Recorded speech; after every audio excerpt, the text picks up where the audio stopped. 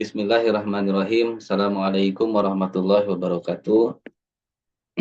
Alhamdulillahirabbil alamin alladzi khalaqal mauta wal hayata liyabluwakum ayyukum ahsanu amala wa huwal azizul ghafur. Asyhadu an la ilaha illallah wa asyhadu anna Muhammadar Rasulullah. Allahumma sholli ala sayyidina Muhammad wa ala ali sayyidina Muhammad. Alhamdulillah puji dan syukur senantiasa kita panjatkan kepada Allah Subhanahu wa taala atas segala limpahan nikmat dan karunia yang sampai dengan saat ini tidak pernah berhenti terus Allah berikan kepada kita, terutama nikmat yang paling besar, nikmat iman dan Islam. Alhamdulillah. Semoga Allah Subhanahu wa taala senantiasa karuniakan kepada kita rasa syukur yang senantiasa istiqomah tentunya, dan semoga Allah senantiasa berikan kita kekuatan untuk terus mampu menjaga dan meningkatkan keimanan dan ketakwaan kita sampai akhir hayat. Amin ya rabbal alamin. Salawat dan salam semoga senantiasa terlimpah tercurah pada junjungan kita yang mulia yang tercinta Nabi besar Muhammad Sallallahu Alaihi Wasallam.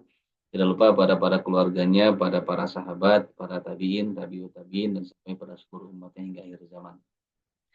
Alhamdulillah pada malam yang baik ini di awal bulan Zulhijjah kita di awal bulan Zulqa'dah, di malam ini kita Allah pertemukan kembali dengan penuh kemudahan tentunya, dengan penuh kebahagiaan insya Allah. Semoga Allah jadikan setiap aktivitas kita, aktivitas amal ibadah kita, aktivitas dunia kita dinilai sebagai amal ibadah dari Allah Subhanahu wa taala. Dan juga mengucapkan terima kasih pada guru kita Al Ustadz Ihsanun Nur Ihsan Jundullah yang kembali hadir bersama kita semua. Hatur nuhun Ustadz, syukran jazakallahu khair telah kembali bergabung meluangkan waktunya untuk kami semua di sini jamaah Masjid Asyifa Fakultas Kedokteran Universitas Pajajaran. Ngaturkeun siapunten lahir batin taqabbal minkum Ustaz nembe tepang deui hapunten budaya kelepatan. Mugi Allah nampi amal ibadah urang sadayana amin ya rabbal alamin. Juga terima kasih pada para jamaah sekalian yang senantiasa istiqomah hadir bergabung dalam kajian Masjid Asyifa ini secara online, dan juga para jamaah di Rumah Sakit Hasan Sadikin, keluarga besar Kedokteran Unpad maupun keluarga besar Universitas Pajajaran, dan juga kaum muslimin dimanapun berada yang Allah takdirkan memiliki akses untuk bergabung bersama kami. Semoga Allah jadikan niat kita menjadi sebuah amal ibadah, selain menambah ilmu juga tentunya akan meningkatkan keimanan dan ketakwaan kita di hadapan Allah Subhanahu wa taala nanti, dan tentunya semoga akan memperberat timbangan amal kita di hadapan Allah. Amin ya rabbal alamin. Baik, kita buka kegiatan pada malam hari ini dengan sama-sama kita tidak lupa niatkan lillah. Semoga Allah terima amal ibadah kita semua. Dengan sama-sama kita membaca basmalah.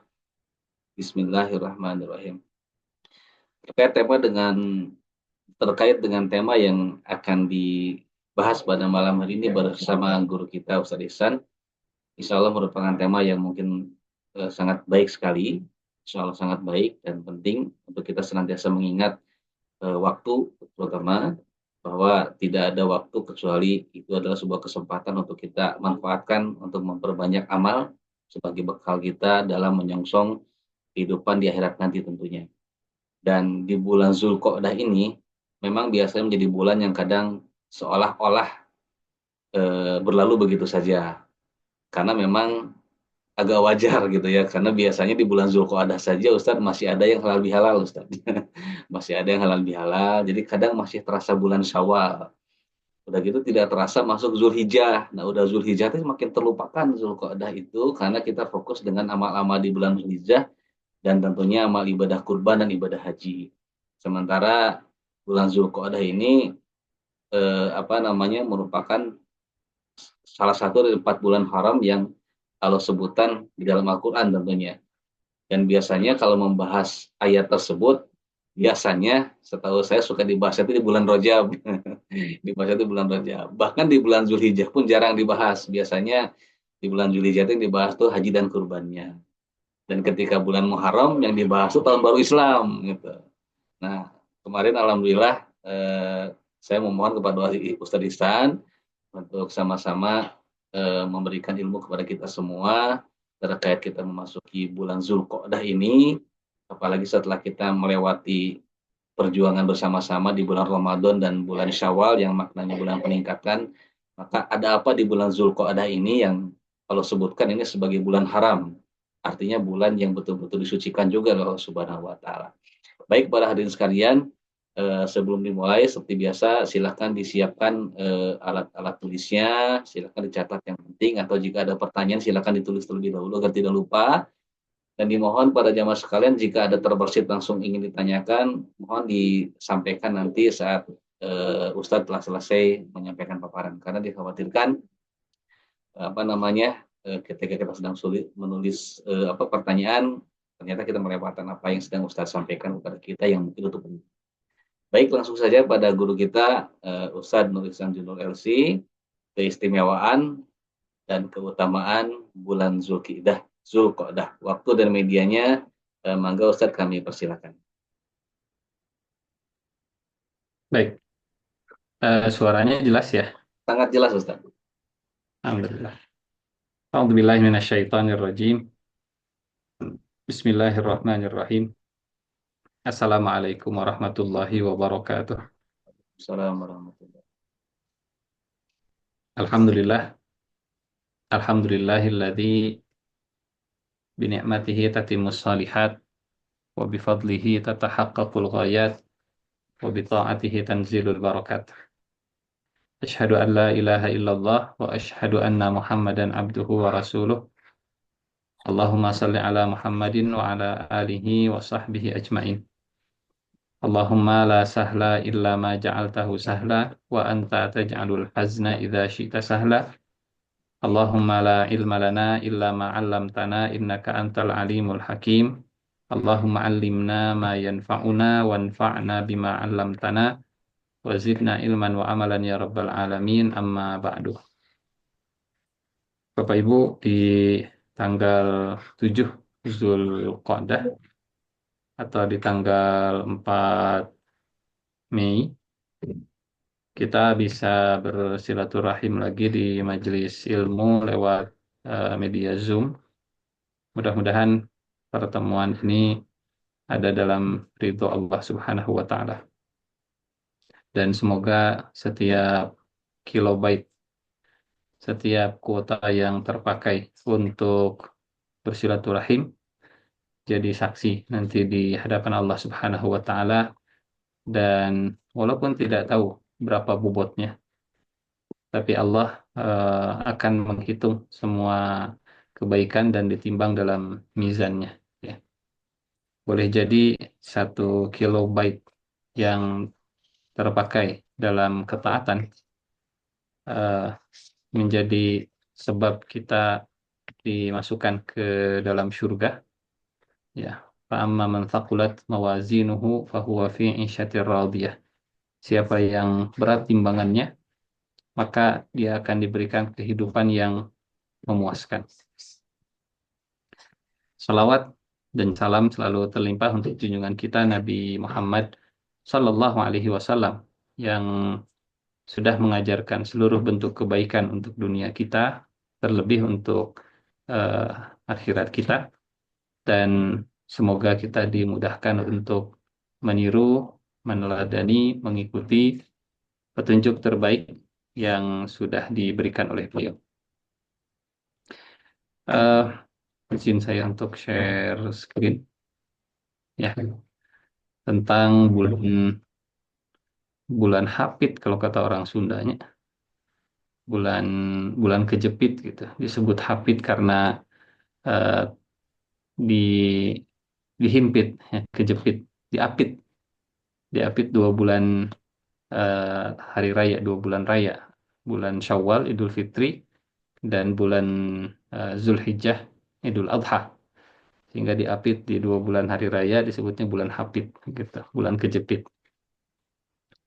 Disebutnya bulan Zulqa'dah, dan di dalam Al-Quran memang nama Zulqa'dah tidak disebut secara letterlock. Satu-satunya nama bulan yang disebut di Al-Quran hanya uh, Ramadan saja.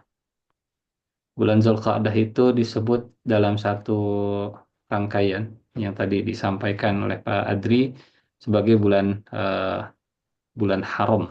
Ya, hanya memaknai haram dalam bahasa Arab. Kalau diterjemahkan ke bahasa Indonesia mungkin agak sedikit bias gitu ya. Haram itu selain artinya haram, ya, dilarang, kita menerjemahkannya lebih mudah bulan suci, ya. Bulan haram, tanah suci. Bapak Ibu, eh, tema kita malam ini tentang keutamaan Zulhijjah, insya Allah. Dan targetnya, harapannya mudah-mudahan waktu yang diberikan oleh Allah untuk kita di bulan Zulhijjah ini bisa kita maksimalkan untuk beramal soleh. Endingnya ke sana, targetnya ke sana. Ya, tujuannya dari kajian kita malam hari ini adalah untuk mengagungkan eh, syiar-syiar untuk memuliakan waktu dan menghargai berterima kasih atas usia yang masih diberikan di bulan Zulhijjah ini. Yang pertama tentang kebiasaan bangsa Arab dalam memberi nama. Jadi bahasa Arab ini memang bahasa yang kental dengan asosiasi, bahasa yang kental dengan apa istilah kita dari derivative language, lughah istiqaqiyah, bahasa turunan, bahasa bentukan gitu. Jadi mereka memberi nama dengan bangsa Arab memberi nama sesuatu, memberi nama bulan dengan momen yang terjadi, dengan kebiasaan yang umum dilakukan. Mereka memberi nama bulan haji disebut dengan bulan Zulhijjah kita. Sama seperti kita bulan naon Rayagung gitu. Rayagung karena ada hari raya agung di sana. Bulan eh, apa? Ya, dan tahun gajah dinamakan tahun gajah karena di tahun itu terjadi peristiwa penyerangan pasukan gajah. Jadi memberi nama sesuai dengan momen yang terjadi. Dinamakan bulan Zulqa'dah oleh orang Arab karena Zulqa'dah ini menjadi bulan, kalau saya salah semoga Allah memaafkan gitu ya. Bulan duduk-duduk, bulan nyepinya, bulan nyantainya gitu ya. Zu dalam bahasa Arab artinya pemilik atau penguasa. Dzulqarnain, pemilik dua tanduk. Dzul Fadli, pemilik karunia, pemilik keutamaan. Dzu Dzulhijjah, bulan pemilik waktu haji. Dzu apa lagi? Zulfadli, Zulqa'dah, Zulhijjah, Zunnun. Zunnun itu Nabi Yunus ya. Zulkarnain. Yang ya, Zulkarnain mana? Zulkarnain, betul. Zulkarnain pemilik dua tanduk, pemilik dua bangsa, pemilik dua abad dan seterusnya. Zu secara bahasa itu artinya pemilik atau penguasa gitu. Dzunurain. Nah, ini Utsman bin Affan dijuluki Dzu Nurain, pemilik dua cahaya. Karena beliau menikah dengan dua putri Rasulullah Shallallahu Alaihi Wasallam. Yang pertama kakaknya setelah wafat, kemudian menikah dengan adiknya. Kemudian Al-Qa'dah, dari kata qa'ada yaq'adu yang secara bahasa artinya duduk. Bedanya dengan jalasa yajlisu, walaupun terjemah bahasa Indonesia sama-sama duduk, ya. Jalasa yajlisu duduk, qa'ada yaq'adu duduk. Bedanya kalau eh, qa'ada itu duduknya dari beraktivitas, dari bergerak, kemudian duduk diam. Itu qa'ada. Sebaliknya, jalasa itu yang tadinya tidak beraktivitas, yang tadinya diam, kemudian duduk. Jadi kalau qa'ada dari aktif ke apa? Dari aktif ke idle. Kalau jalasa itu dari idle untuk bersiap bergerak. Jadi dari tiduran, kemudian duduk, itu namanya jalasa. Tapi dari berdiri ke duduk, itu namanya qa'adah. Nah, makna seperti ini mungkin agak sulit di capture gitu ya, kalau hanya sekedar mengandalkan terjemahan. Qa'adah duduk, jalasa duduk. Eh, Penggunaannya kalau kalau tidak memahami eh, dengan spesifik, ya dua-duanya sama lah gitu. Padahal tidak gitu. Dan majelis ilmu disebut majelis ilmu karena majelis ilmu itu tidak untuk membuat kita yang tadinya bergerak jadi diam, tapi sebaliknya, majelis ilmu itu yang tadinya idle jadi bergerak. Gitu. Makanya disebut majelis ilmu, bukan maq'ad ilmu. Majelis itu dari kata jalasah. Ya. Majelis itu yang tadinya diam, yang tadinya idle, yang tadinya tidak ada pergerakan. Setelah mendapatkan ilmu, maka majelis ini menggerakkan. Majelis ini me- menjadi motor. Majelis ini kemudian memotivasi untuk bergerak dan beramal. Dan Al-Quran juga memilih kalimat majelis. Ya. Eh, ini makna ada secara bahasa. Duduk dari berdiri atau duduk dari bergerak. Sehingga Zulqa'dah itu sendiri dari sisi bahasa. Kenapa orang Arab memberi nama bulan ini bulan Zulqa'dah? Zulqa'dah akhirnya dimaknai bulan yang menguasai orang untuk duduk-duduk. Duduk-duduk dari bergerak, dari beraktivitas, khususnya dari berperang, khususnya dari bertempur. Sehingga bulan ini juga disebut bulan gencatan senjata. Qa'ada yak'adu itu duduk dan tidak mengangkat senjata. Zulqa'dah bulan pemilik penguasa gencatan senjata. Bulan duduk-duduk untuk tidak berperang. Gitu. Dan dalam bahasa Arab kontemporer, ya, pensiun itu bahasa Arabnya taqa'ud. Akar katanya sama dengan qa'adah. Taqa'ud. Eh, karena yang tadinya aktif, yang tadinya apa mobile, setelah pensiun lebih banyak idle-nya, lebih banyak istirahatnya, tidak seperti sebelumnya. Disebutnya taqa'ud gitu. Jadi Zulqa'dah dari sisi bahasa insya Allah sudah menggambarkan salah satu keutamaan terbesarnya. Ini adalah bulan damai. Ini bulan tenang. Ini bulan apa namanya yang mengajarkan kita untuk berhenti dari semua pertikaian, semua perselisihan, semua gesekan, semua pertempuran, ya.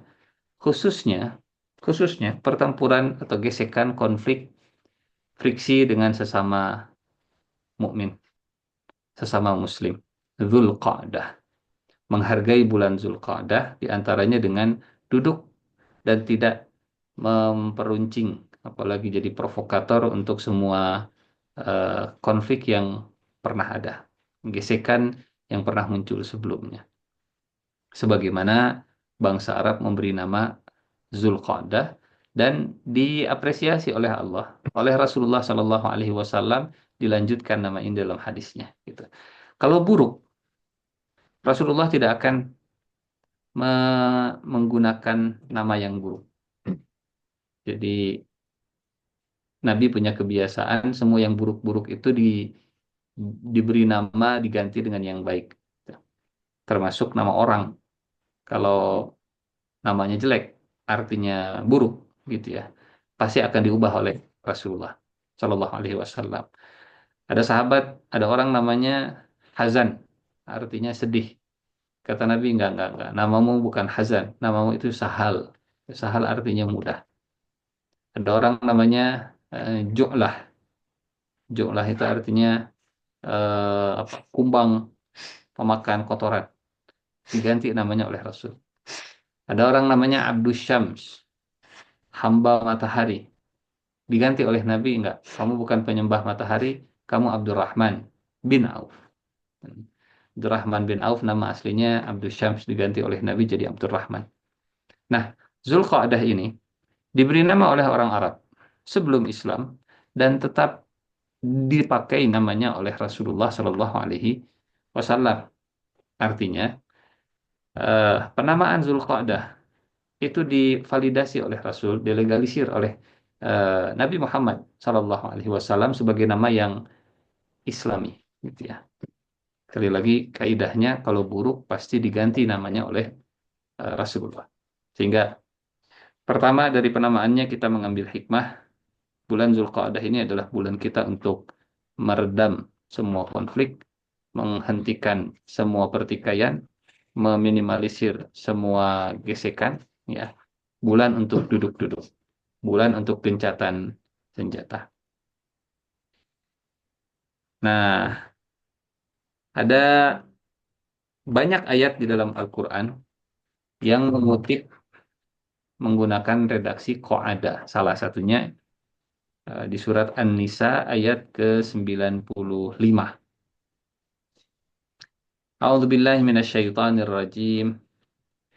لا يستوي القاعدون من المؤمنين غير أولي الضرر والمجاهدون في سبيل الله بأموالهم وأنفسهم فضل الله المجاهدين بأموالهم وأنفسهم على القاعدين درجة وكلا وعد الله الحسنى وفضل الله المجاهدين على القاعدين أجرا عظيما.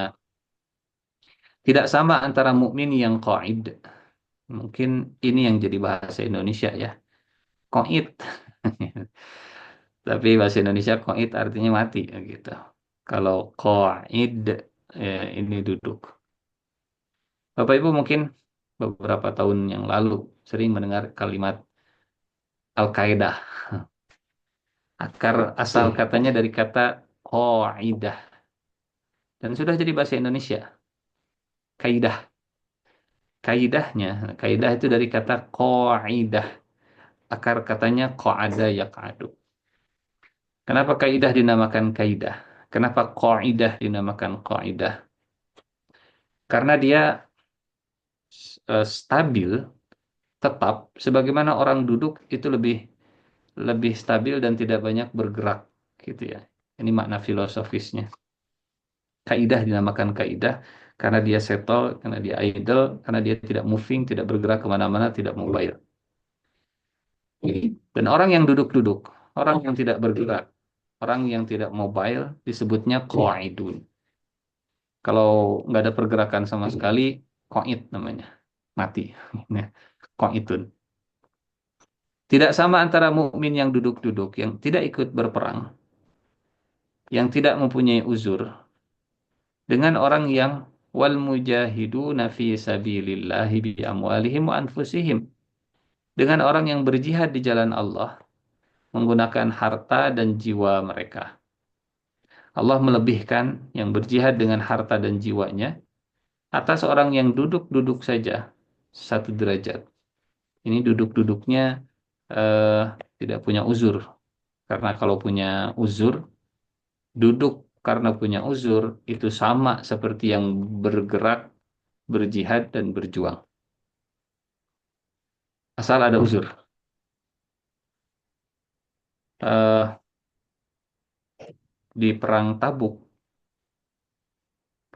itu perang yang jarak dari Madinah sekitar 1.000 kilometer. Karena jaraknya jauh, sehingga untuk pergi butuh alat transportasi dan yang bisa disediakan oleh Rasulullah terbatas.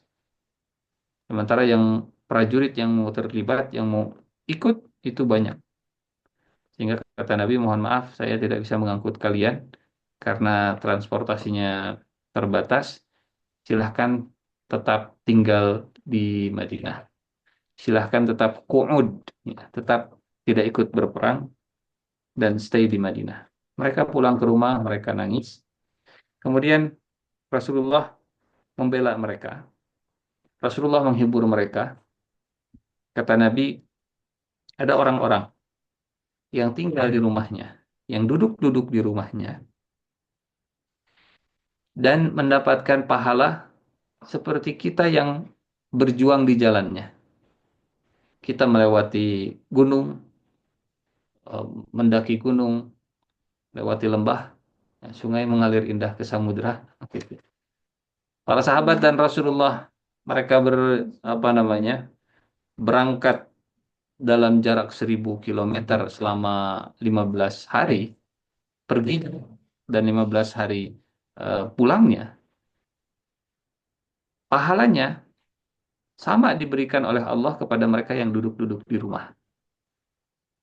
Sampai kata para sahabat, ya Rasulullah, mereka duduk di rumah, mereka dapat pahala kita juga.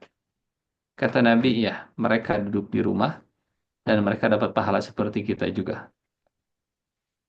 Ini para sahabat bertanya bukan karena menyesal sudah ikut gitu ya. Ah, kaduhung.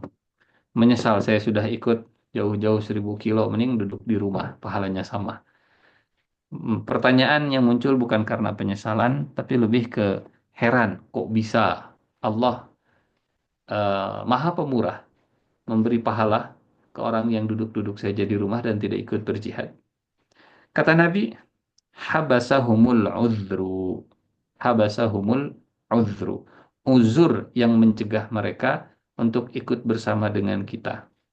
Uzur karena mereka tidak punya kendaraan, sementara jarak ini 1.000 kilometer, lebih baik mereka duduk di rumah. Ini kalau punya uzur. Ya. Sementara konteks ayat ini adalah yang tidak punya uzur. Ya. Yang tidak punya uzur. Mudah-mudahan kita termasuk yang punya uzur saat saudara kita mereka berjihad dengan harta dan jiwanya di Palestina sana. Ya. Allah melebihkan orang yang berjihad dengan harta dan jiwanya atas orang yang duduk satu derajat. Masing-masing Allah menjanjikan pahala yang baik dan Allah melebihkan orang yang berjihad atas orang yang duduk dengan pahala yang besar. Ya. Jadi Zulqa'dah adalah bulan duduk-duduk dari peperangan. Yang jadi pertanyaan adalah, Pak Ustadz, kalau memang bulan Zulqa'dah adalah bulan duduk dan tidak ikut berperang, apa hukumnya berperang di bulan Zulqa'dah? Gitu. Eh, para ulama dalam hal ini ada dua pendapat. Pendapat yang pertama mengatakan bahwa larangan berperang di bulan Zulqa'dah itu masih berlaku. Pendapat yang kedua, ya, larangannya sudah dinasakh, larangannya sudah dihapus. Konteksnya adalah berperang dengan orang-orang yang tidak beriman, ya, berperang dengan orang-orang yang zalim. Kalau berperang dengan sesama mukmin itu memang sudah dilarang, gitu ya, di bulan Zulqa'dah ataupun di luar bulan Zulqa'dah. Ala kulli hal. Ini tentang qa'ada di dalam Al-Quran yang sebetulnya ada banyak ayat, ada banyak bentukannya, tapi maknanya insya Allah tidak jauh berbeda. Ya, qa'ada itu artinya duduk, tidak beraktivitas, tidak bergerak, tidak berperang, tidak mengangkat senjata. Baik, seperti yang tadi sudah disampaikan oleh Pak Adri sebagai moderator bahwa bulan Zulqa'dah ini termasuk bulan haram. Ya. Di surat At-Taubah, surat ke-9 ayat 36, penegasan tentang bulan haram. A'udzu billahi minasyaitonir rajim. Inna iddatash syuhuri indallah itsna asyara syahra. Itsna asyara syahran fi kitabillah yauma khalaqas samawati wal arda minha arba'atun hurum. Dzalika ad-dinul qayyim fala tadhlimu fihinna anfusakum wa qatilul musyrikina kaffah kama yuqatilunakum kaffah wa'lamu annallaha ma'al muttaqin. Kalau ada hitungan bulan selain 12, ini keluar dari eh, hitungan Allah Subhanahu wa taala, gitu ya. Keluar dari hitungan yang sudah digariskan. Kalau ada kalender yang bulannya ada 20, bulannya ada 15, ya, bulannya ada 3, bulannya ada 5, bulannya tidak 12, berarti itu hitungan yang salah. Karena di sisi Allah hitungannya 12 bulan. Dan biasanya di dalam Al-Quran, syahron itu, ya, syahron itu digunakan untuk bulan-bulan uh, bulan-bulan Qamariyah gitu ya. Bulan Qamariyah. Karena lebih mudah untuk menghitung bulan dengan bulan daripada menghitung bulan dengan matahari. Kalau matahari lebih mudah untuk menghitung hari, matahari, eh, pagi, siang, sore, ya bisa dilihatnya dengan matahari. Tapi kalau menghitung ini awal bulan, pertengahan bulan, atau akhir bulan mengandalkan matahari, kita akan kesulitan. Kita akan lebih mudah ini awal bulan, tengah bulan, akhir bulan dengan bulan itu sendiri. Inna iddata syuhuri indallahi 12 syahran. Hitungan bulan di sisi Allah itu ada 12 bulan. Tentu yang dimaksud sekali lagi syahran di sini bukan eh, Januari, Februari, Maret, April, Mei, Juni, Juli gitu ya. Tapi Muharram, Safar, Rabiul Awal sampai Zulhijjah. Dari sejak Allah menciptakan langit dan bumi dan di antaranya ada 4, minha arba'atun hurum. Di antaranya ada 4 bulan haram. Apa saja 4 bulan haram itu? Insya Allah bukan hal yang baru bagi kita. Ini sebagai reminder, sebagai refreshment, sebagai penyegaran, sebagai pengingat, sebagai tazkirah. Kalau kita lihat, Bapak Ibu, yang menarik Zulqa'dah, Zulhijjah, dan Muharram, khususnya yang 3 ini, waktunya itu berdampingan. Waktunya itu berdampingan. 1 bulan sebelum hajian, dan 1 bulan setelah hajian. Zulqa'dah tadi bulan duduk-duduk, bulan gencatan senjata. Bulan di mana bangsa Arab dulu sepakat tidak boleh eh, ada pertempuran sebagai bentuk penghormatan mereka kepada jamaah haji yang mau berangkat untuk hajian. Dan bulan Muharram, juga bulan haram, sebagai bentuk penghormatan kepada jamaah haji yang baru pulang dari tanah suci ke kampung halamannya masing-masing. Gitu. Jadi hikmah kenapa bulan haram itu ada yang berdampingan di bulan Zulhijjah, Zulqa'dah sebagai bulan keberangkatan jamaah haji supaya mereka aman, Muharram itu bulan kepulangan jamaah haji supaya mereka aman, dan Zulhijjah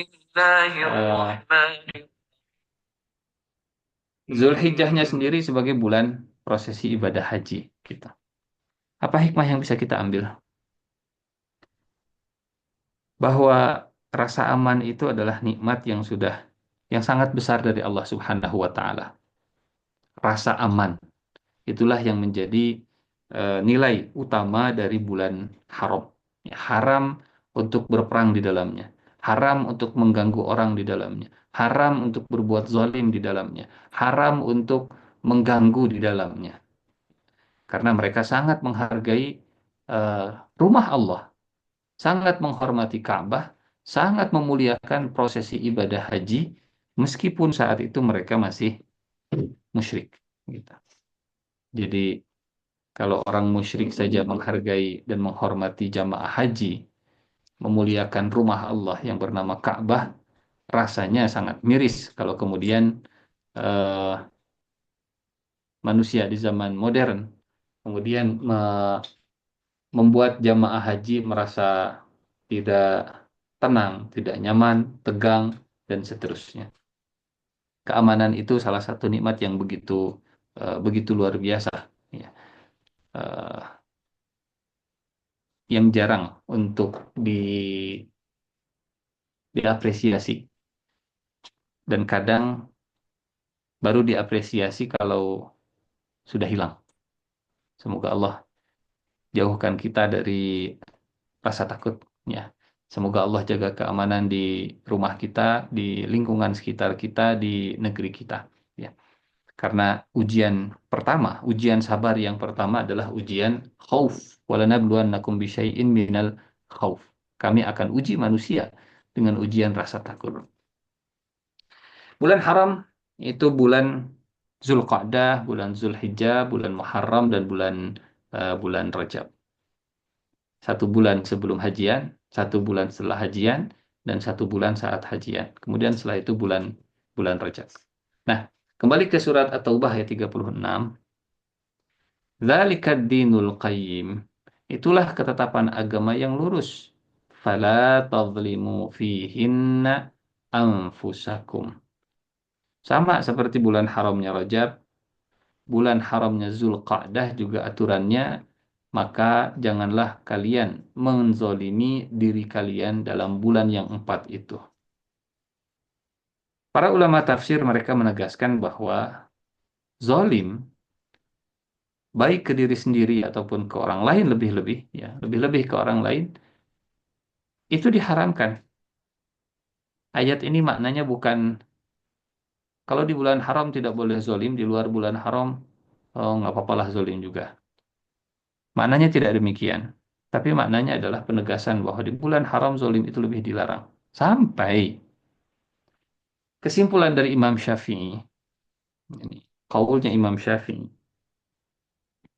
bahwa hukuman di bulan Zulqa'dah, kalau ada orang yang zolim, itu harus dilipat gandakan. Kalau ada orang yang, apa namanya, berbuat dosa, kemudian hukumnya itu dicambuk, maka cambuknya dilipat gandakan. Itu kesimpulan Imam Syafi'i. Fala tadlimu fihinna anfusakum. Di luar bulan haram, zolim itu dilarang. Masuk ke bulan haram, ditegaskan lagi oleh Allah, maka janganlah kalian menganiaya, menzolimi diri kalian sendiri. Bapak Ibu yang Allah muliakan, seringan-ringannya kezoliman, itu zolim ke diri sendiri.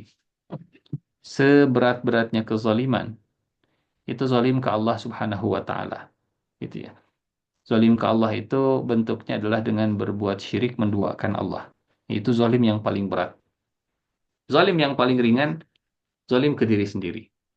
Sekarang begini logikanya, kalau yang paling ringan saja dilarang, apalagi yang paling berat? Gitu. Zolim ke diri sendiri, misal, mohon maaf. Termasuk zolim ke diri sendiri kalau tidak menjaga kesehatan.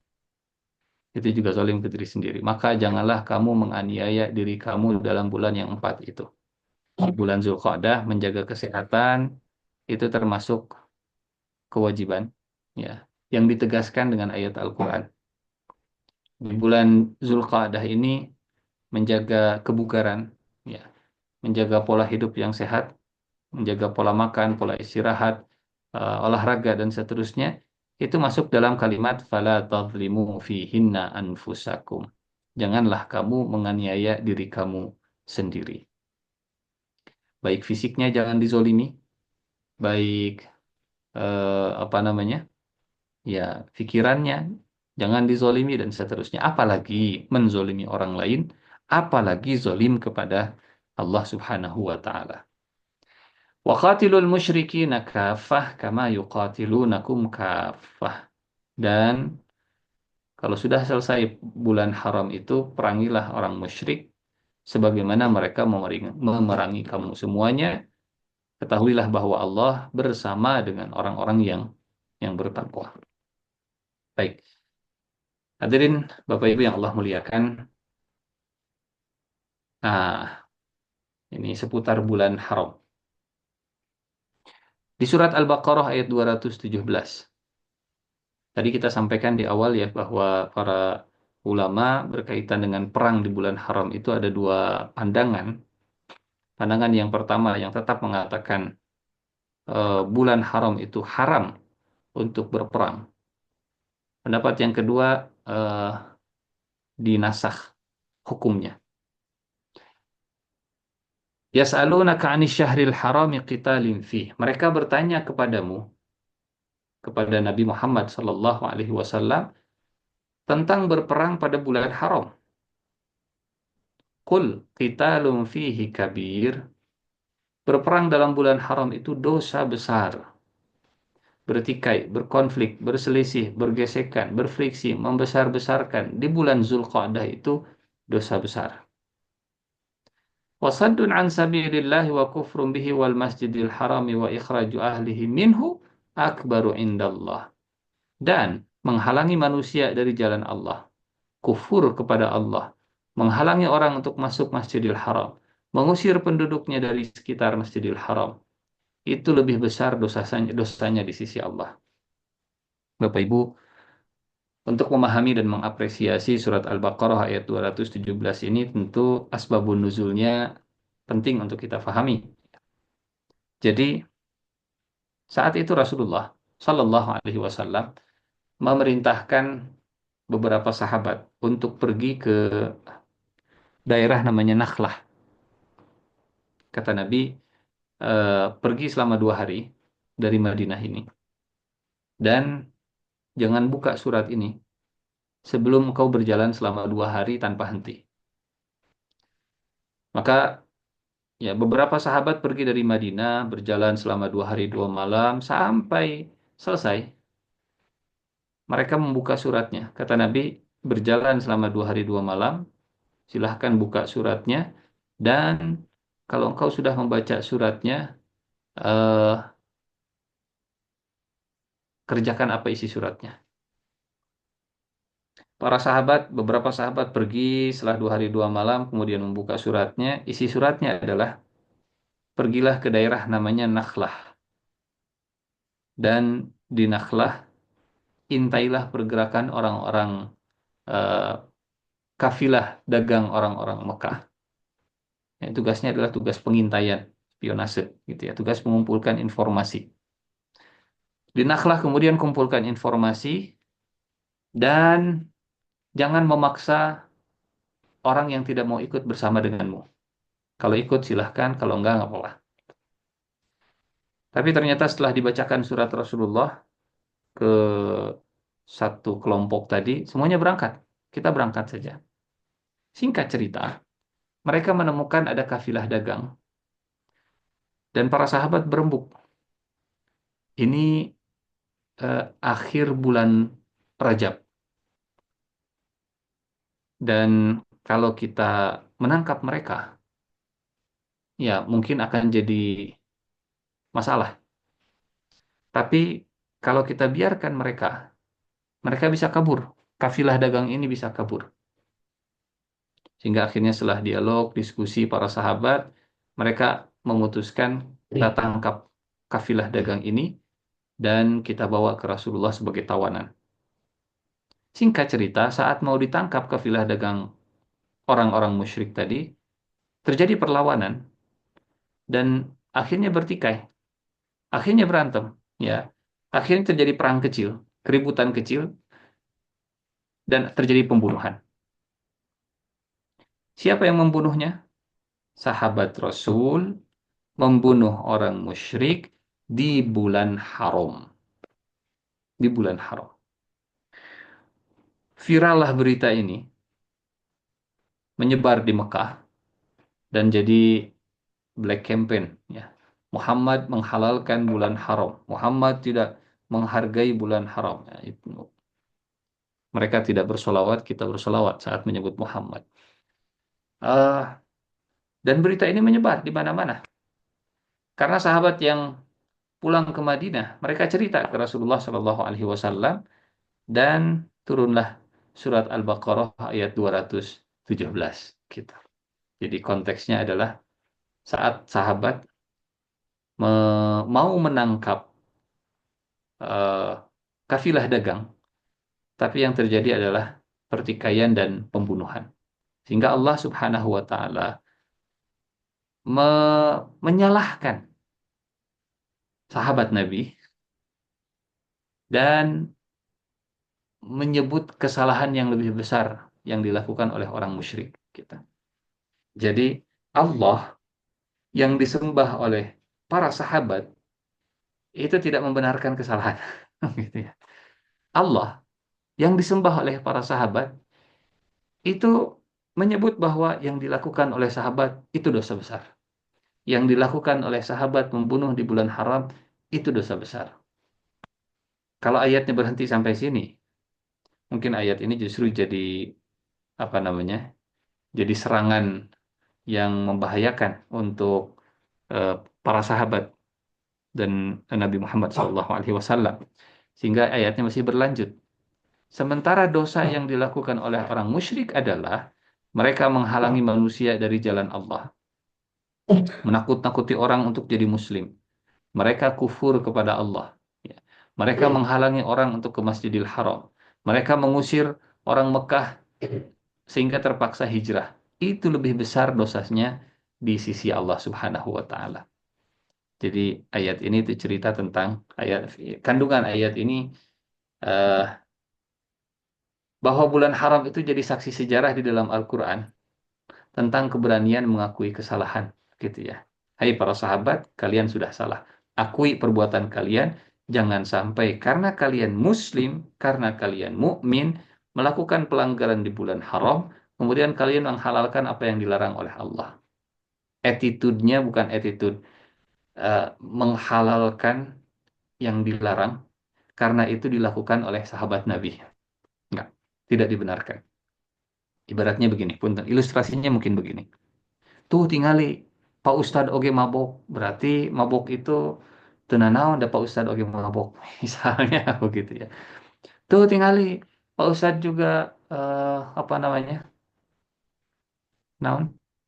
eh Pakai narkoba tuh tingali ada Pak Kiai itu juga, Pak Ajengan itu juga pakai narkoba, berarti narkoba juga nggak apa-apa. Allah Subhanahu wa taala menyebut berperang di bulan haram itu dosa besar. Ayatnya dibaca dan viral sampai ke telinga orang-orang musyrik. Bulan haram adalah saksi keberanian mengakui kesalahan. Dan jangan lupa, kalau orang musyrik Mekah, mereka concern dengan dosa besar yang dilakukan para sahabat, harusnya mereka lebih concern karena dosa mereka jauh lebih besar. Gitu.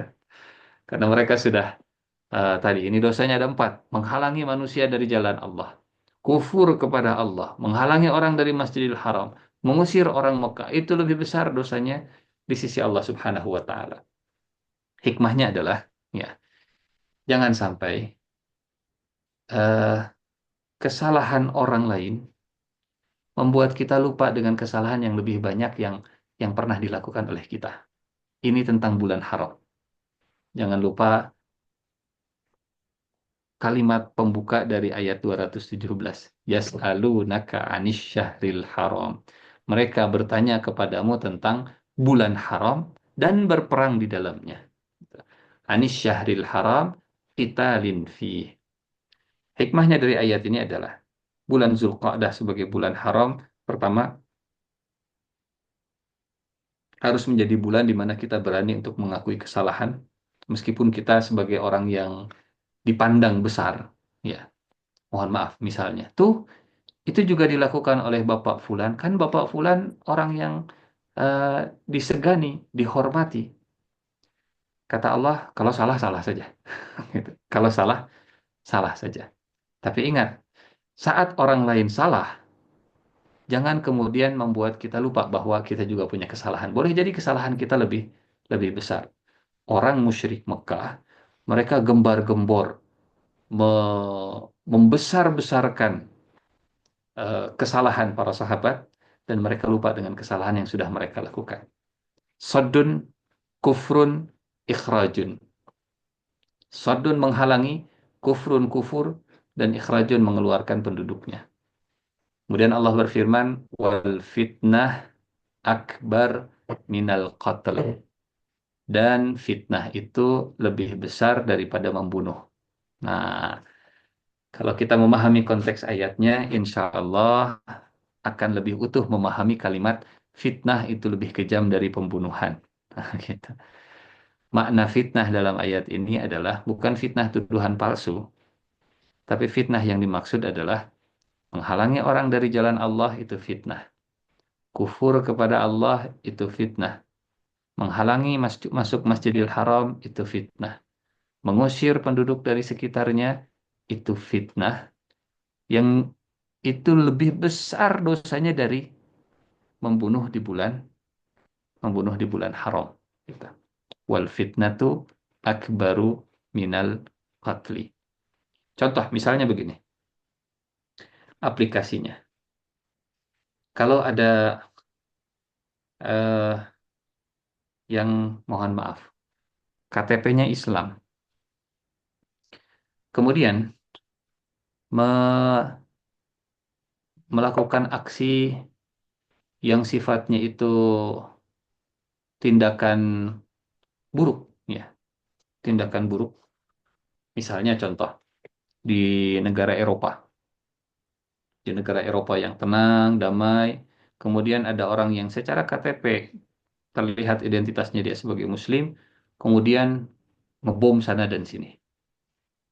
Ya di Amerika misalnya, KTP-nya Muslim, ngebom di sana, ngebom di sini. Bagaimana menerapkan ayat ini? Bahwa tindakan seperti itu dosa besar. Tapi membantai, menjajah, mengeruk kekayaan negeri lain, memiskinkan satu bangsa, itu dosanya jauh lebih besar. Oh, gitu. Itu dosanya jauh lebih besar. Misalnya, negara yang disebut dengan negara superpower, ya, menggembar-gemborkan bahwa, lihat, Muslim itu sudah melakukan tindakan seperti ini, tindakan yang buruk. Mengaplikasikan, mengamalkan ayat ini, betul, apa yang dilakukan itu buruk, tapi ingat, apa yang sudah Anda lakukan itu jauh lebih buruk, begitu. Wasaddun, wa kufrun, wa ikhrajun, minhu akbar, wal fitnah akbaru minal qatl. Wala yazaluna yuqatilunakum hatta yaruddukum an dinikum in istata'u. Dan mereka tidak henti-hentinya memerangi kamu sampai mereka dapat mengembalikan kamu dari agamamu seandainya mereka sanggup. Itulah fitnah. Fitnah itu adalah memaksa orang untuk murtad. Itu fitnah. Memaksa orang untuk meninggalkan agamanya, itulah fitnah. Dan itu lebih kejam, lebih bahaya, lebih besar daripada pembunuhan. Barang siapa yang murtad dari agamanya, lalu mati dalam kufur, maka sia-sialah amalnya di dunia dan di akhirat. Mereka itulah penghuni neraka, mereka kekal di dalamnya. Nauzubillah min zalik.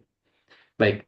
Jadi dari surat Al-Baqarah ayat 217 tentang bulan haram, khususnya di bulan Zulqa'dah, ya. Tadi hikmahnya ada dua. Bulan haram adalah bulan keberanian kita mengakui kesalahan, dan bulan haram adalah bulan saat kita melihat orang berbuat salah, jangan membuat kita lupa bahwa kita pun juga punya salah.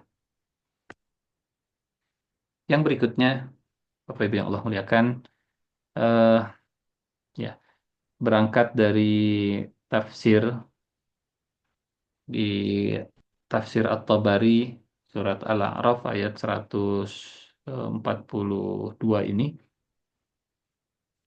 bahwa kata Imam At-Tabari mengutip ulama tafsir seperti Mujahid dan seterusnya, eh, bulan Zulqa'dah adalah bulan saat Nabi Musa di Bukit Tursina bertemu Allah Subhanahu wa taala untuk menerima petunjuk berupa Taurat, wahyu Taurat.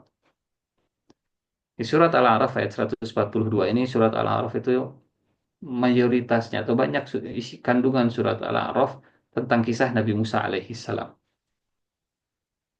Kata Nabi Musa ke Nabi Harun, saya titip Bani Israel dan tolong perbaiki kerusakan di Bani Israel dan jangan ikuti jalan hidup orang-orang yang suka berbuat kerusakan. Wala tattabi' sabilal mufsidin. Apa maknanya? Bapak Ibu, Nabi Musa sebelum beliau pergi meninggalkan Bani Israel, ya, ini punten. Kalau sekarang jamaah haji sudah mulai ada yang berangkat begitu ya di bulan Zulqa'dah ini. Maka bayangkan kalau Bapak Ibu ada yang pergi haji, bayangkanlah seperti Nabi Musa yang pergi meninggalkan kabilah dan keluarganya saat kita mau pergi haji meninggalkan anak, istri, dan keluarganya. Satu yang dilakukan oleh Nabi Musa di bulan Zulqa'dah ini adalah kalau memang ingin bepergian di bulan Zulqa'dah, ukhlufni fi qaumi. Harus ada orang yang menggantikan posisi kita, PIC-nya, ya, people in charge-nya, untuk menghandle semua eh, tugas-tugas dan job desk yang selama ini kita lakukan. Barangkali di antara Bapak Ibu dokter ada yang mau pergi haji, maka carilah Harun eh, untuk diri kita. Wa qala Musa li akhihi Harun ukhlufni fi qaumi. Dan berkatalah Musa kepada saudaranya Harun, gantikan aku dalam memimpin kaumku. Gitu. Mang, abdi bade angkat. Mang, saya mau pergi haji, tolong titip ya keluarga saya. Ukhlufni fi qaumi. Kemudian wa aslih, dan perbaikilah. Lakukanlah islah. Dari kalimat Nabi Musa ini kita mengambil kesimpulan, bisa mengambil kesimpulan bahwa di Bani Israel, di keluarga Nabi Musa, di kabilah Nabi Musa, keluarga besar Nabi Musa, itu ada konflik, ada gesekan, itu ada friksi.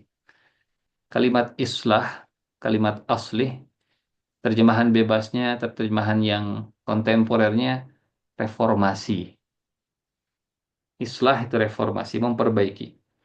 Wala tattabi' sabilal mufsidin, dan jangan mengikuti orang-orang yang membuat kerusakan, pembuat kerusakan. Artinya di keluarga Nabi Musa, di kabilah Bani Israel, ada juga pembuat onar, perusuh, dan mufsidnya. Jangan diikuti, jangan didengarkan, jangan diiyahkan. Wala tattabi' sabilal mufsidin. Maka Nabi Harun kemudian incas menggantikan posisi Nabi Musa alaihi salam, dan Nabi Musa pergi selama 30 malam. Thalathina laylah, 30 malam. Kata Imam At-Tabari, mayoritas para ulama tafsir menyebut 30 malam ini adalah 30 malam di bulan Zulqa'dah. Kemudian kami sempurnakan jumlah malam itu dengan 10 malam lagi. Jadi 30 hari, 30 malam Zulqa'dah ditambah 10 malam Zulhijjah. Sehingga total 40 malam Nabi Musa di Bukit Tursina berdialog, menerima wahyu dari Allah Subhanahu wa taala, menerima Taurat. Apa hikmahnya bagi kita?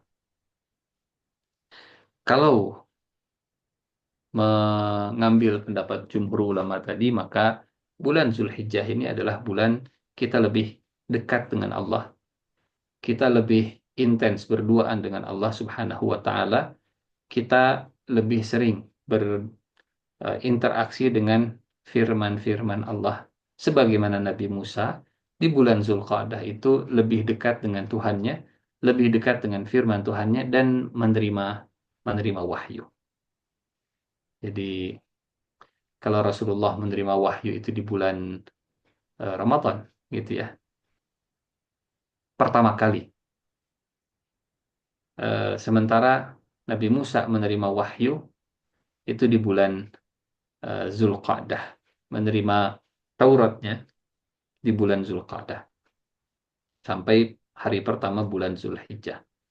Jadi bulan Zulqa'dah mudah-mudahan juga bisa menjadi bulan upgrading uh, Quranic skill kita, kemampuan kita dalam berinteraksi dengan Al-Quran, sehingga mudah-mudahan ya, kalau yang belum lancar membaca di bulan Zulqa'dah ini, target kita semoga jadi lancar bacanya. Kalau yang sudah lancar bacanya di bulan Zulqa'dah ini, mudah-mudahan bisa punya target membaca terjemahan Qur'annya. Ya. Yang sudah membaca terjemahan, mudah-mudahan ada target membaca tafsir atau mendengarkan kajian tafsir juz sekian misalnya, atau surat tertentu. Saya di bulan Zulqa'dah ini ingin memahami tafsir kandungan isi dari surat Al-Fajr misalnya, atau surat An-Naba, atau surat Yasin, atau surat Al-Kahfi. Ya. Setel YouTube sekarang sudah banyak kajian tafsir dari ustadz yang beragam. Kalau sudah membaca tafsirnya, mudah-mudahan di bulan Zulqa'dah juga kita punya target untuk menambah hafalan yang kita punya.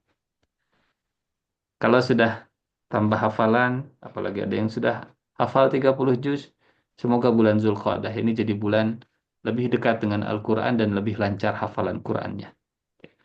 Jadi berangkat dari surat Al-A'raf ayat 142, tafsir mayoritas para ulama menyebut bahwa 30 malam dan tambahan 10 malam sehingga total 40 malam itu terjadi di bulan Zulqa'dah dan 10 hari pertama bulan eh, Zulhijjah. Itu kalau konteksnya atau kalau kita mengambil keteladanan dari Nabi Musa yang pergi meninggalkan Bani Israel. Lalu apa pelajaran kalau kita jadi Nabi Harun? Pelajaran dari Nabi Harun, bulan Zulqa'dah itu adalah bulan kita untuk mengupgrade skill kita. Yang tadinya mungkin jadi orang nomor dua, sekarang jadi orang nomor satu. Yang tadinya eh, skill leadershipnya belum terasah, mudah-mudahan di bulan Zulqa'dah kita punya skill yang baru sebagai leader nomor satu, sebagaimana Nabi Harun in charge jadi orang nomor satu di Bani Israel saat Nabi Musa tidak ada. Ya. Di bulan Zulqa'dah bagi Nabi Harun adalah bulan untuk eh, meningkatkan kemampuannya untuk sosial skillnya untuk memimpin dan memperbaiki yang rusak di masyarakat.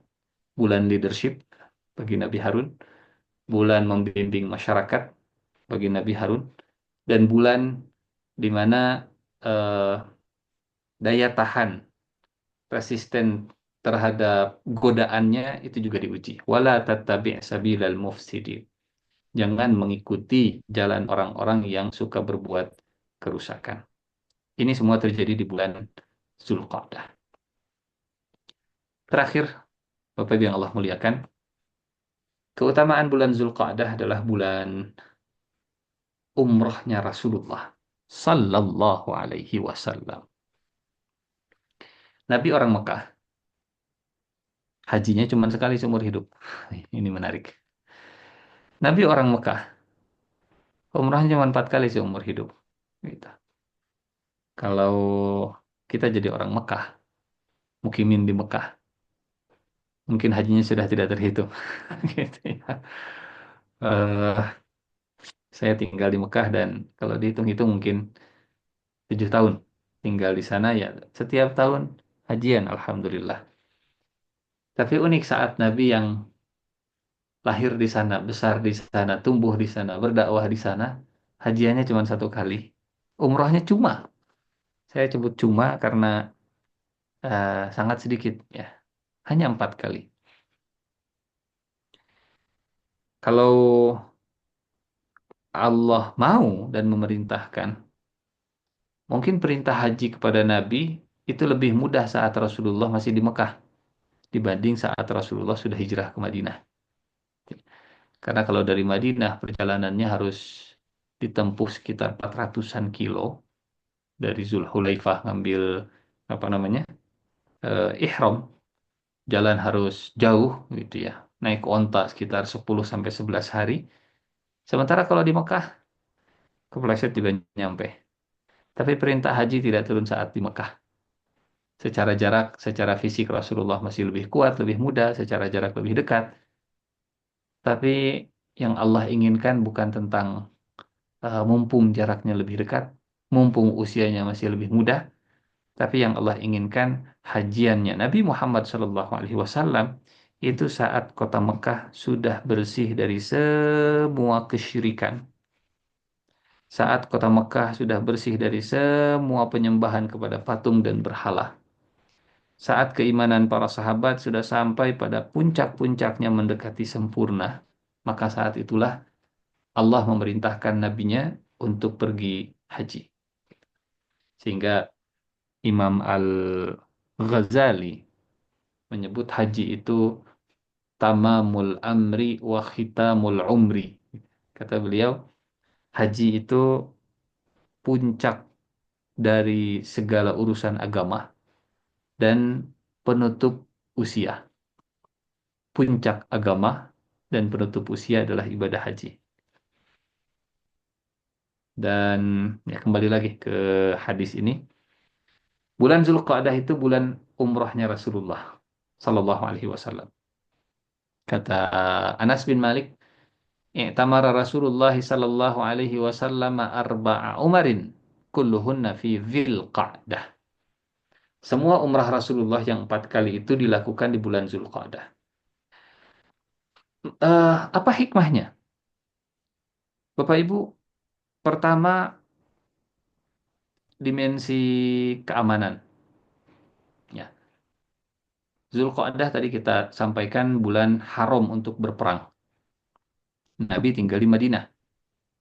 Kalau berangkat di bulan Zulqa'dah, bangsa Arab mereka menghormati bulan haram, maka berangkat umrah di bulan Zulqa'dah, insya Allah eh, aman di perjalanan, nggak akan ada yang mengganggu. Gitu. Nggak akan diserang, nggak akan dibantai, nggak akan dihabisi, karena ini bulan bulan haram. Ini dari sisi security-nya, Rasulullah memilih umrah di bulan eh, Zulqa'dah. Illa lati kanat ma hajjatihi umratan. Yang pertama, umrah minal Hudaybiyah fi Dzulqa'dah. Umrah pertama dilakukan oleh Rasulullah di tahun ke-6 Hijriah. Umrah pertama di tahun ke-6 Hijriah. Berapa usia Rasulullah saat itu? Ada yang bisa menghitungkan? 6 Hijriah itu usia Rasulullah berarti sudah 59 tahun. Bayangkan. Orang Mekah, tinggal di Mekah, besar di Mekah, tumbuh di Mekah, 53 tahun tinggal di Mekah, baru umroh pertama kali di usia 59, di tahun ke-6 Hijriah. Umroh yang kedua, umroh yang pertama gagal. Umroh yang pertama itu dicegah. Umroh yang pertama itu yang kemudian dihalau oleh Khalid bin Walid dan terjadi perjanjian Hudaybiyah. Isi dari perjanjian Hudaybiyah, eh, Rasulullah Shallallahu Alaihi Wasallam dan para sahabatnya harus balik badan, harus pulang lagi ke Madinah. Kalau mau umroh silahkan umroh tahun depan, tapi visanya hanya 3 hari. Kita. Wa umratan minal amil muqbil fi Dzulhijjah, dan satu umroh pada tahun berikutnya fi Dzulqa'dah. Ini umroh qadha, mengqadha umroh yang tahun sebelumnya tidak berhasil. Wa umratan minal ji'ranah haitsu qasama ghanaima Hunainin fi Dzulqa'dah. Umrah berikutnya umrah dari Ji'ranah ketika Rasulullah membagikan rampasan perang Hunain. Ini di tahun ke-8 Hijriah. Jadi berturut-turut. 6 Hijriah gagal, terjadi perjanjian Hudaybiyah. 7 Hijriah visanya cuma 3 hari. 8 Hijriah ini Fathu Mekah. Fathu Mekah itu di bulan eh, Ramadan. Ya. Fathu Mekah di bulan Ramadan. Kemudian Rasulullah Sallallahu di akhir bulan Ramadan. Kemudian Rasulullah tinggal di Mekah selama 19 hari. Kemudian menjelang akhir bulan Syawal, Rasulullah kemudian mengepung Taif, karena Taif saat itu belum ditaklukkan, dan dikepung selama 15 hari, tapi Taif sangat kuat. Sampai akhirnya terjadi perang Hunain, gitu ya. Dan Rasulullah kemudian pulang dari perang Hunain, membagikan ghanimah, kemudian umrah. Mikotnya dari Ji'ronah, yang tahun ke-8 Hijriah. Dan yang terakhir, Rasulullah umrah di tahun ke-10 Hijriah. 6, 7, 8, 10. Umrah bersama dengan hajinya.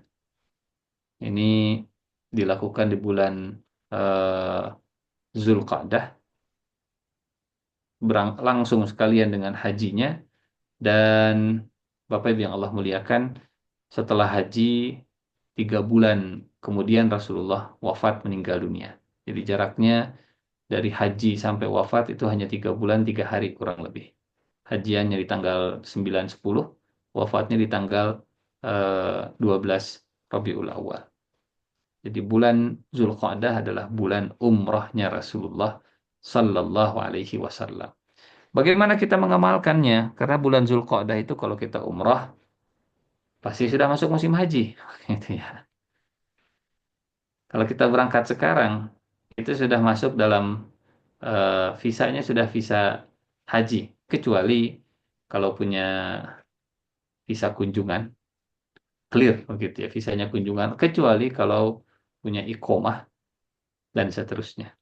Sehingga kalau kalau memungkinkan di awal-awal bulan Zulqa'dah seperti sekarang, eh, itu baik. Tapi kalau tidak memungkinkan untuk umroh karena misalnya visanya harus visa haji, ada yang bisa kita lakukan, pahalanya mirip seperti umroh. Pahalanya eh, memakmurkan masjid dengan sholat subuh berjamaah, kemudian sholat syuruk. Itu juga pahalanya insya Allah sama seperti umrah, gitu ya. Namanya sholat sunnah syuruk. Jadi kalau Zulqa'dah bulan umrah Rasul, kalau kita tidak bisa umrah ya kita memakmurkan masjid dengan sholat subuh berjamaah di masjid di bulan Zulqa'dah ini. Wallahu a'lam bissawab. Ini saja yang bisa disampaikan Bapak Ibu. Terima kasih. Assalamualaikum warahmatullahi wabarakatuh. Waalaikumsalam warahmatullahi wabarakatuh.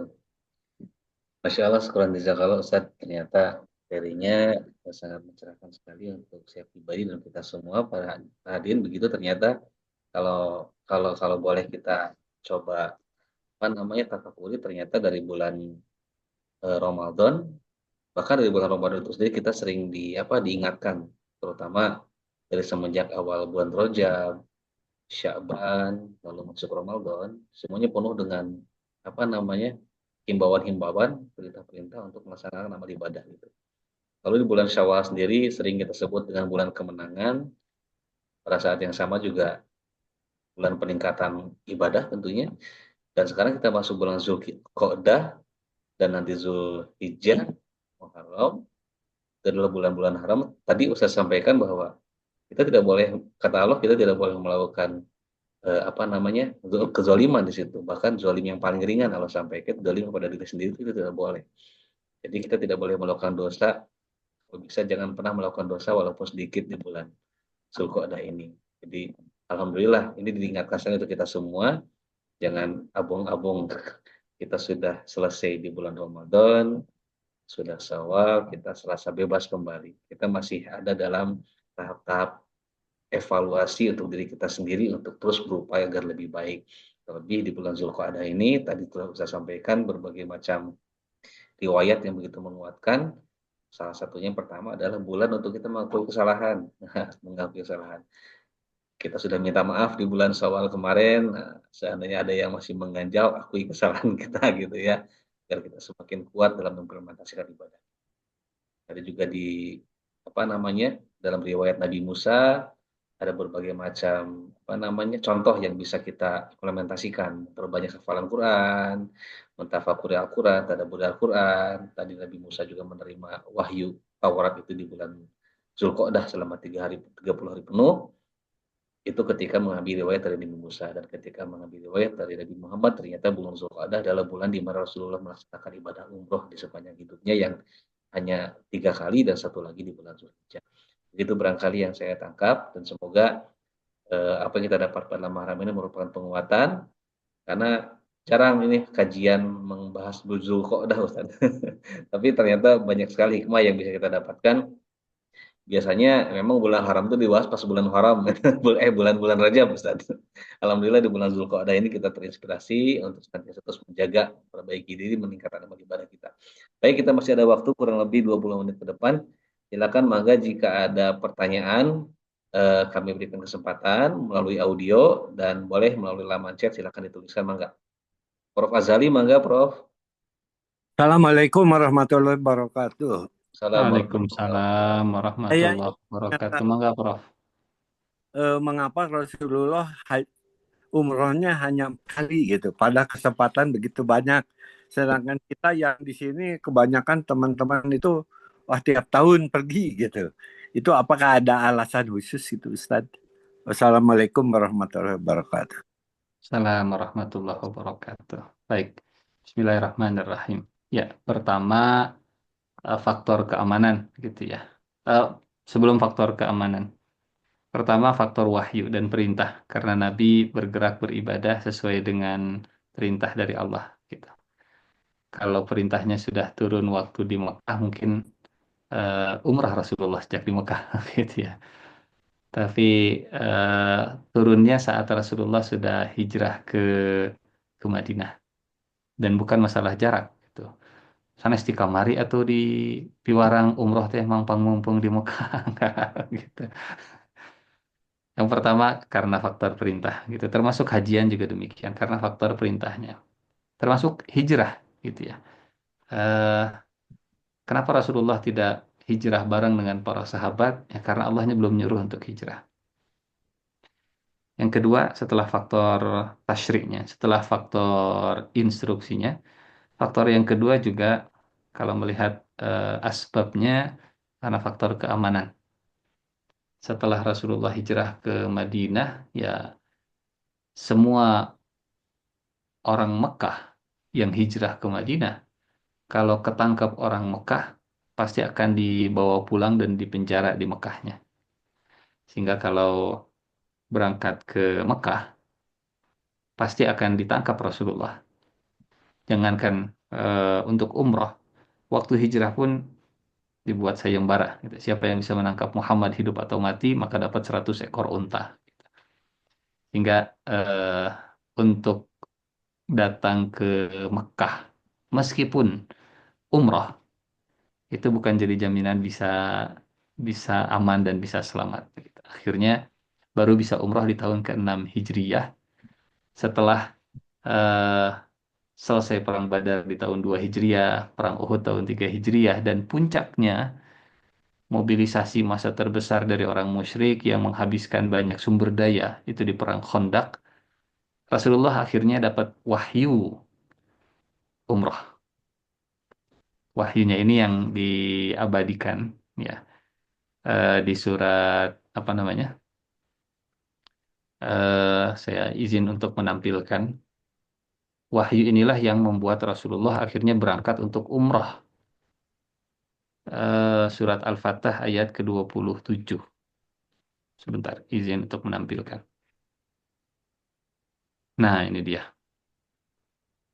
Laqad sadaqallahu rasulahu ar-ru'ya bil haqqi la tadkhulunnal masjidal harama insyaallahu aminina muhalliqina ru'usakum wa muqassirina la takhafun. Sungguh Allah akan membuktikan kepada Rasulnya tentang kebenaran mimpinya dengan sebenar-benarnya. Mimpinya kalian masuk ke Masjidil Haram, insya Allah dalam keadaan aman, mencukur rambut dan seterusnya gitu. Jadi eh, setelah perang Khandaq, Rasulullah mimpi umroh nyukur rambut. Di-share mimpinya, kata para sahabat, apa artinya ya Rasulullah? Artinya kita akan umroh sekarang. Gitu. Dan itu membuat orang Mekah seperti buah si malakama, dimakan bapak mati, tidak dimakan ibu mati. Gitu. Kalau dicegah jamaah umrohnya Rasulullah itu jadi jelek citranya, kok orang Mekah menghalang-halangi orang dari ibadah, jelek citranya. Kalau dipersilahkan untuk umroh, juga jadi jelek citranya. Wah, ternyata orang Mekah kalah. Selama ini nyerang Madinah nggak pernah berhasil masuk. Sekarang orang Madinah berhasil masuk ke Mekah. Orang Mekah kalah. Gitu. Jadi si malakama. Dan akhirnya orang Mekah lebih memilih untuk eh, apa? Mencegat jamaah umrohnya Rasulullah Shallallahu Alaihi Wasallam daripada membiarkan mereka untuk masuk dan pergi pergi umroh. Gitu. Jadi pertama instruksi dari Allah lewat mimpi sehingga Rasulullah baru bergerak. Yang kedua faktor keamanannya sehingga baru selesai, baru bisa umroh itu di tahun ke-6 Hijriah setelah habis semua energi orang musyrik untuk berperang, sudah capek untuk berperang. Dan yang ketiga, umrohnya juga setahun sekali, gitu ya. Umrohnya setahun sekali. Sehingga total tadi hanya 4 kali. Gitu. Kenapa Rasulullah cuma 4 kali seumur hidup? Kalau bagi saya, hikmahnya untuk memudahkan umat Nabi. kalau Nabi umroh setahun 4 kali misalnya, setiap 3 bulan umroh, saya tidak bisa membayangkan itu akan jadi syariat dan aturan bagi umatnya untuk umroh. Gitu. Tapi saat Nabi umrohnya seumur hidup 4 kali, kita yang tinggal jauh dari Mekah merasa, Alhamdulillah, untung Nabi cuma 4 kali. Gitu. Kalau Nabi setiap tahun 2 kali, berarti saya juga kudu setahun 2 kali. Untung Nabi hajinya cuma 1 kali. Bayangkan kalau Nabi setiap tahun hajian, mungkin kita akan kerepotan, gitu ya. Aduh, hajian lagi, hajian lagi, hajian lagi, hajian lagi.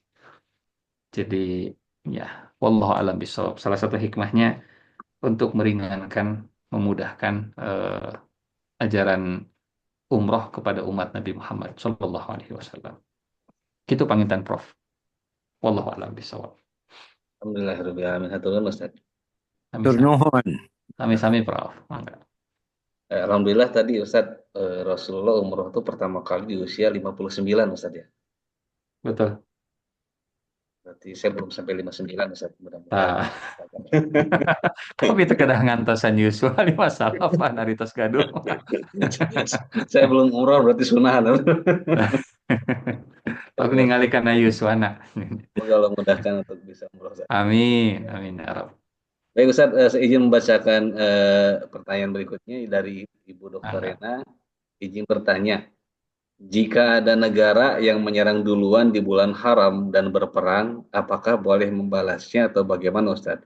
Izin kalau boleh diperdalam lagi pertanyaan oleh saya Ustaz, kalau bukan negara barangkali gitu. Misalkan dalam kita Baik, pergaulan sehari-hari gitu misalkan di bulan haram ini begitu Ustaz, mohon penjelasan. baik. Sebentar, saya ingin menampilkan ayatnya. eh Mana ayatnya? Faqtuluhum fi fa in qataluukum faqtuluhum. Jadi di dalam Islam ad-daruratu fa in qataluukum. Di dalam Islam yang namanya hukum darurat, ad-daruratu tubihul mahdzurat. Ya, sebentar. Nah, saya izin menampilkan ayat Al-Qur'annya. Surat Al-Baqarah ayat 191. Apa hukumnya berperang di Masjidil Haram? Nggak boleh. Betul. Tidak boleh berperang di tanah haram. Tidak boleh berperang di bulan haram. Tidak boleh menodai kesucian eh, yang haram. Tapi, kata Allah, dan janganlah kamu memerangi mereka di Masjidil Haram, kecuali jika mereka memerangi kamu di tempat itu. Jika mereka memerangimu di tempat itu, maka seranglah mereka. Kita. Wa in qatal hatta yuqatilukum fa in qatalukum faqtuluhum. Jadi kalau kita sedang contoh ya kita sedang hajian, kita sedang umrohan, eh, kemudian ada penyerangan ke Ka'bah gitu ya. Ada penembakan ke Ka'bah, ada penyerbuan ke Ka'bah. Ini tanah haram, tidak boleh berperang. Betul, ini tanah haram, kita tidak boleh memulai peperangan. Tapi kalau kita diperangi, maka yang nyuruh untuk membela diri bukan saya, tapi Allah langsung di Al-Quran. Gitu ya. Kecuali jika mereka memerangimu di tempat itu. Jika mereka memerangimu, maka perangilah mereka. Dan sama dengan bulan haram tadi, gitu ya. Eh, Tidak boleh memulai, tapi kalau diserang, maka kita membela diri. Wallahu a'lam bishawab. Kadzalika jazaul kafirin, demikianlah balasan bagi orang-orang yang kufur. Enggak, wallahu a'lam bishawab. Baik, sudah dijawab dari Ibu Rena. Silakan kita masih ada waktu kurang lebih 5 menit lagi. Jika masih ada pertanyaan untuk memperdalam tema kita pada malam hari ini, enggak? Jika tidak ada, mungkin Ustadz terima kasih atas materi yang disampaikan pada malam hari ini. Eh, Masalah Pak Adri. Nuhun. Dan sebelum ditutup kegiatan malam hari ini, mohon izin Ustaz untuk perkenannya memimpin doa untuk kita semua, terutama juga untuk saudara-saudara kita yang saat ini masih belum sebahagia kita ya. Bahkan bukan bahagia, masih sangat menderita di Palestina sana. Semoga Allah segera turunkan pertolongannya. Mangga Ustaz. Amin. أعوذ بالله من الشيطان الرجيم بسم الله الرحمن الرحيم حمدا ناعمين حمدا شاكرين حمدا يوافي نعمه ويكافئ مزيده يا ربنا لك الحمد كما ينبغي لجلال وجهك وعظيم سلطانك اللهم صل على محمد وعلى آله وصحبه أجمعين اللهم اغفر لنا ولوالدينا ولإخواننا الذين سبقونا بالإيمان ولا تجعل في قلوبنا غلا للذين آمنوا ربنا إنك رؤوف رحيم ربنا لا تزغ قلوبنا بعد إذ هديتنا وهب لنا من لدنك رحمة إنك أنت الوهاب اللهم يا مقلب القلوب ثبت قلوبنا على دينك اللهم يا مصرف القلوب صرف قلوبنا على طاعتك ربنا آتنا في الدنيا حسنة وفي الآخرة حسنة وقنا عذاب النار وصلى الله على نبينا محمد وعلى آله وصحبه وسلم والحمد لله رب العالمين آمين يا رب العالمين. Alhamdulillahirrahmanirrahim. Syukuran jazakallahu Ustaz pada malam ini ilmu dan waktu yang telah diberikan kepada kita semua. Semoga Allah balas dan kebaikan melipat ganda di dunia akhirat kelak. Juga pada para jamaah sekalian, semoga Allah mudahkan kita untuk dapat menyerap dan memahami ilmu yang kita dapat, kita simak dan bisa kita konversi tentu menjadi sebuah amal soleh khususnya di bulan Zulqa'dah ini tentunya. Semoga kita lebih bisa menafakuri dan menjadi wasilah terus mempertahankan dan meningkatkan keimanan dan ketakwaan kita di hadapan Allah Subhanahu wa taala. Insya Allah kita akan bertemu kembali pada hari-hari yang akan datang. Mohon maaf atas segala kekurangan dan semoga Allah Subhanahu wa taala mengampuni semua dosa-dosa kita dan menerima segala amal ibadah kita semua di hadapan Allah Subhanahu wa taala. Kita tutup kegiatan kita pada malam hari dengan kita membaca doa kifaratul majelis bersama-sama. Subhanakallahumma bihamdika asyhadu an la ilaha illa anta astaghfiruka wa atubu ilaik. Alamin. Billahi taufiq wal hidayah. Assalamualaikum warahmatullahi wabarakatuh. Waalaikumsalam.